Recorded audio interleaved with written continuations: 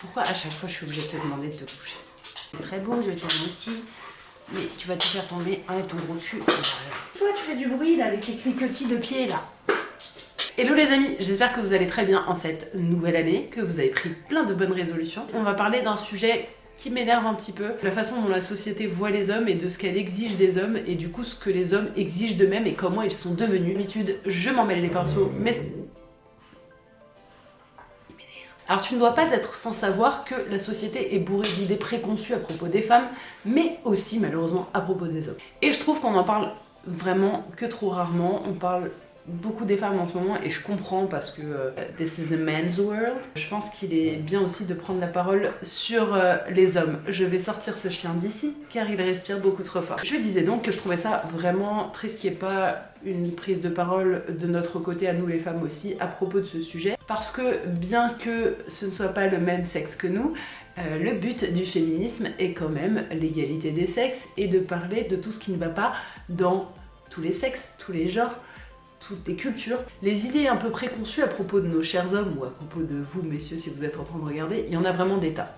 La première qui me vient à l'esprit c'est les mecs ça ne pleure pas. Ils sont forts, ils sont grands, ils sont musclés, ils doivent aimer les voitures, ils doivent savoir bricoler, ils doivent savoir tronçonner des arbres en pleine forêt, les cœurs de pierre et ils pensent qu'à baiser et sont incapables d'aimer, c'est bien connu. Je trouve vraiment ces mythes très dégradants et ils peuvent avoir un impact vraiment très négatif dans le développement de l'homme, du petit garçon à l'homme. La société, elle attend de l'homme qu'il soit fort, qu'il soit dominant, qu'il soit protecteur et du coup, faut vraiment pas s'étonner que tant d'hommes utilisent la violence pour montrer leurs émotions plutôt que la parole. Qui n'a jamais vu son frère, son petit ami taper dans un mur quand ils sont très énervés? Pleurer, c'est pour les fillettes. Et pourtant, pleurer, c'est super sain. Pleurer, ça fait du bien. Pleurer, ça fait pas de toi un homme moins masculin. Pleurer, ça permet juste de sortir un trop-plein émotionnel et ça ne veut en aucun cas dire qu'on est trop faible, même si c'est ce qu'on a essayé de te faire croire depuis toujours. Une autre pression de la société, c'est faire plaisir à la femme, bander fort, savoir s'en servir, etc. Pour être un homme un vrai, il faut savoir faire l'amour et bien. Il faut avoir un gros chibre, sinon ça vaut pas le coup. Et surtout, il faut penser au plaisir de la femme et rien qu'à celui de la femme. Au risque sinon d'être pris pour le mec qui veut juste se vider les couilles. Je tiens à vous rappeler les amis, hommes comme femmes ou autres, que la sexualité se vit à deux. Aucun des deux partenaires n'est plus important que l'autre, il faut arrêter. Il est tout aussi important de faire jouir son mari qu'il l'est de faire jouir sa femme. C'est comme ça. La jouissance n'est pas un but final, en fait. C'est pas grave. Le tout c'est de prendre plaisir à deux, c'est de passer du bon temps, c'est d'être dans le respect. Je pense qu'il serait plutôt judicieux que de toujours dire aux hommes « vous devez penser aux femmes » sous prétexte que l'on pense encore aujourd'hui qu'un homme qui pénètre est un homme qui va forcément prendre son pied. Ce qui soit dit en passant n'est pas du tout vrai. Il vaudrait mieux dire que dans une relation, chacun devrait prendre le temps qu'il faut pour faire plaisir à l'autre dans le respect et le consentement tout simplement. Comporte-toi comme un homme, bats-toi comme un homme. Alors je reviens là-dessus parce qu'il est important d'en parler. J'ai eu beaucoup de copines, j'ai parlé et échangé avec beaucoup de femmes et un truc qui ressort beaucoup, c'est qu'on déteste quand les mecs se battent pour rien. Franchement les gars, il n'y a rien de moins sexy et de moins attirant qu'un mec qui peut, au moindre petit incident, sauter sur quelqu'un pour le rouer de coups. L'usage de la violence devrait être banni, les gars, vraiment. Et si vous avez un besoin irrépressible de frapper quelqu'un ou quelque chose, dirigez-vous vers des sports de combat qui vous feront du bien physiquement et surtout vous apprendront à maîtriser vos folles envies enragées de taper des gens. Un autre truc, c'est le sois beau mais pas trop. Alors je m'explique. Parce que c'est bien connu, les filles elles veulent des mecs au corps parfait, qui sentent bon, qui s'habillent bien, etc. Qui sont toujours rasés de près. Mais gare à vous les gars, parce que si vous passez trop de temps à vous apprêter, vous allez entendre dire que vous êtes bien trop efféminé. J'entends beaucoup trop de filles me faire des commentaires sur le physique des mecs, et parfois c'est violent. Elles veulent ci ou ça chez un mec, et surtout pas ça ou ça. Et après ce sont ces mêmes filles qui en fait crient à la misogynie quand un homme dit qu'il préfère les grosses poitrines ou les blondes. Si vous avez envie de passer 1 heure à vous pomponner, à prendre soin de votre peau, et franchement on s'en fout les gars. C'est pas ça qui définit votre masculinité. Oubliez pas que les plus grands acteurs que vous voyez dans vos séries ou vos films sont en général super maquillés, qu'ils mettent des crèmes sur leur peau, qu'ils passent des heures dans la salle de bain et à se faire pomponner par des gens. Donc, why not? Aïe, j'ai mal au cul. C'est l'homme qui doit tout payer. Ouais, on en est encore là. Parce qu'encore aujourd'hui, la société attend de l'homme qu'il paye tout. S'il ne gagne pas sa vie correctement, qu'il ne nourrit pas sa famille, ça ne va pas, c'est la honte. Et gare à toi si tu oses laisser payer ta copine au restaurant ou au cinéma. Comment voulez-vous que l'on se retrouve avec des hommes moins machos si nous-mêmes on continue à perpétrer ces vieux stéréotypes et à exiger des hommes qu'ils fassent des choses qui ne sont plus nécessaires aujourd'hui, que nous gagnons aussi notre vie. Les garçons ont des besoins, les hommes restent des hommes. Plus tu as de conquêtes et plus c'est la classe. Tous les hommes sont des violeurs. Ça, c'est 4 phrases, va vraiment falloir qu'on en parle. C'est pas parce qu'on est un homme qu'on est comme les autres. De même que c'est pas parce qu'une femme trompe que toutes les femmes trompent. En fait, arrêtez de faire des généralités, ça ne sert à rien. En général, tous les hommes sont des violeurs, par exemple. Est-ce que vous saviez qu'il y a environ 7 à 9% de fausses accusations de viol? C'est pas pour autant qu'on va dire, du coup, que toutes les femmes sont des menteuses.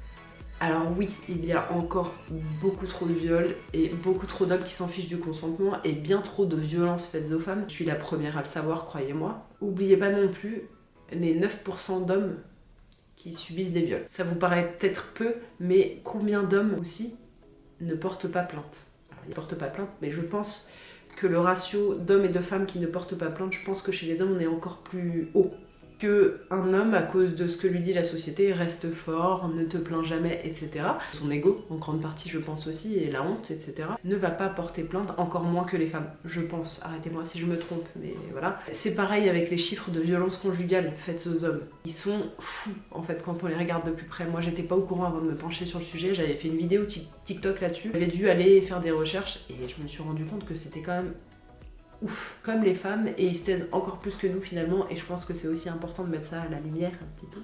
Je me suis égarée, mais vous avez compris. Je voudrais aussi qu'on parle de l'effet collatéral du mouvement MeToo, qui me paraît important. J'ai pas envie d'en faire une vidéo entière. C'est vraiment génial et ça a fait avancer beaucoup de choses, c'est sûr, mais aujourd'hui je plains vraiment les hommes la plupart du temps. Pourquoi ? Parce que je me demande vraiment comment on fait pour draguer gentiment une femme en 2022-2023. Comment on fait quand on est un homme tout simplement tactile de base pour pas passer pour un sombre violeur? Comment on fait pour être sûr que la fille qu'on a ramenée à la maison de son propre gré le samedi soir, qui se met nue devant nous, ne va pas nous accuser de viol pour une raison ou une autre? Oui, ça arrive. Comment on fait pour demander le consentement à chaque fois qu'on fait un truc sans passer pour un mec relou qui a aucune confiance en lui? Où est la limite?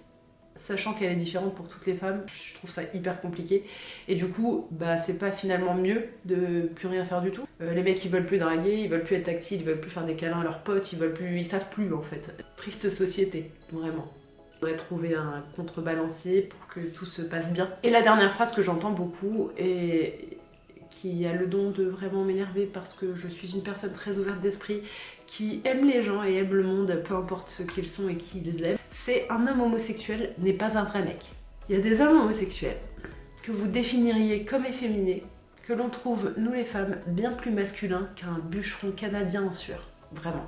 La sexualité d'un homme ou d'une personne ne définit en rien sa masculinité ou sa féminité, peu importe. Là on parle de masculinité, donc ce n'est pas parce que tu es gay que tu n'es pas masculin. Enfin les gars, vraiment arrêtez ça quoi. On a bientôt fini, je vous promets, mais là je vais vous donner quelques chiffres qui vont avoir de quoi vous faire réfléchir, j'ose espérer. Sachez qu'en France, le taux de suicide des hommes est de 75% sur le total des suicides. 75% des morts par suicide sont des hommes. Et je pense que c'est à cause de leur construction sociale, les hommes se réfugient dans, en général, l'abus d'alcool, les comportements d'addiction, les drogues, les comportements à risque, la négligence des soins, donc ils vont moins à l'hôpital, et ce pour faire taire leurs émotions, oublier ou faire face à une dépression, etc. Parce qu'ils ne savent pas sortir leurs émotions, parce que l'on ne leur a pas appris à parler, on leur a dit taisez-vous, subissez, ne pleurez pas, vous êtes un mec. Ils sont forts, ils ne peuvent pas pleurer. S'il vous plaît, dites-vous bien que la seule chose qui définit votre masculinité, c'est ce que vous souhaitez en faire, pas ce que la société vous enseigne. Si être un homme pour vous, c'est être un bon père présent, aimant, qui ne travaille plus pour s'occuper de ses enfants, un mari qui envoie des roses à sa femme tous les 4 matins et lui écrit des poèmes, qui pleure devant le roi lion, un mec qui adore aller danser, et tant mieux. Par contre, vous êtes un homme qui aime se gratter les couilles avec une bière à la main devant un match du PSG-OM, pendant que votre femme vous masse gentiment les pieds, si elle aime ça, et que pour vous c'est ça être un mec, tant mieux. N'oubliez juste pas qu'être un homme, c'est avant tout être un être humain. Vous êtes pourvu, comme les femmes, d'une sensibilité, d'un cœur, de compassion, de force, de ténacité et de plein d'autres choses merveilleuses. Alors la seule chose qu'on vous demandera, c'est d'être respectueux des autres. Le monde sera bien meilleur. Merci. 700.